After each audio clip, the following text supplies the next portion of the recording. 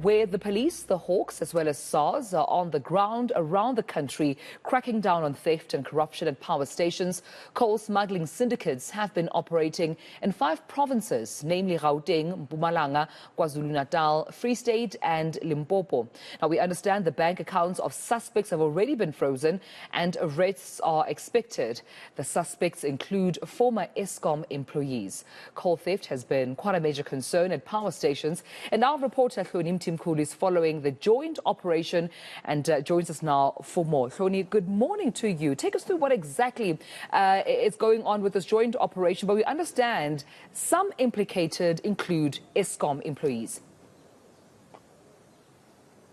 Yeah, that's right, Dumelo. So we are in Mpumalanga, and 4 other provinces will be where the operation is happening today. So that would include, Gauteng and KZN in the Free State and Limpopo. And as you said, that there are former ESCOM employees and others who have diverted, they say, just processes around the coal, where the coal smugglers are engaged in this coal smuggling syndicate, where they divert the coal that is meant to go to power stations, and in that process high-grade coal is swapped for low-quality coal. That low-quality coal is then ending up at power stations, whereas the high-grade is then sold to a willing buyer. And so obviously this would then have implications in terms of the coal that is available at stations, at power stations, as well as then obviously the bigger picture around load shedding as well. So we are expecting, we're at one place now where we're expecting an arrest to be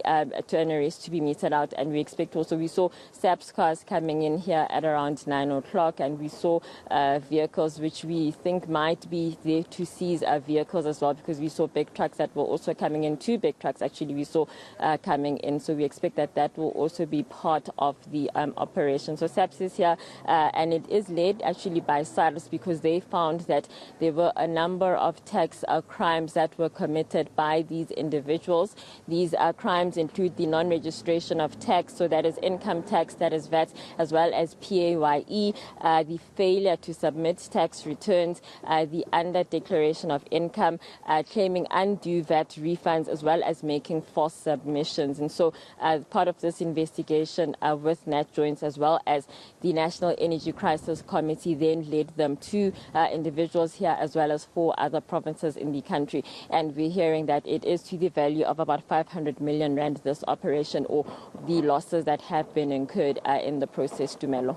When we talk about coal theft or even, a coal diversion, this is definitely sabotage that has been a call for concern at our power stations in the country. Do we know as yet the modus operandi of those that have been implicated or the alleged suspects? I mean, what are you hearing about what exactly it takes for these culprits to steal coal?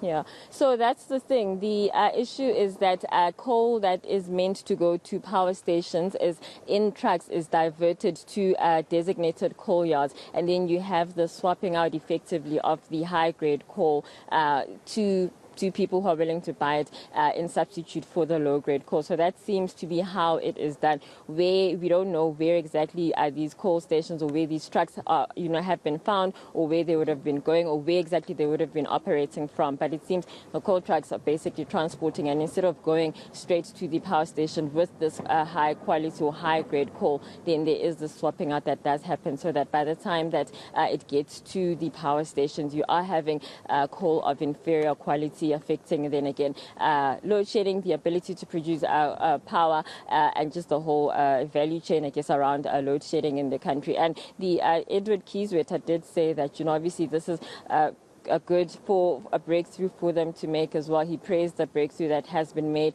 and just obviously the implications around load shedding in the country, and hoping that there will be more of these sorts of arrests in the future, Dumelo. And we'll, of course, continue keeping a close eye on this joint operation. We understand the Hawks, SARS, as well as the police, all involved around 5 provinces, Hloni, Gauteng, Mpumalanga, Limpopo, KwaZulu-Natal, Free State as well, all, of course, facing the full might of the law. As you've mentioned, mentioned, also arrests being expected with some Eskom employees also alleged to be implicated. We'll also come back to you as soon as there are any other developments in terms of how far law enforcement is in trying to crack down some of the alleged perpetrators. That's our reporter, eNCA's Hloni Mtimkulu, live for us from Mpumalanga.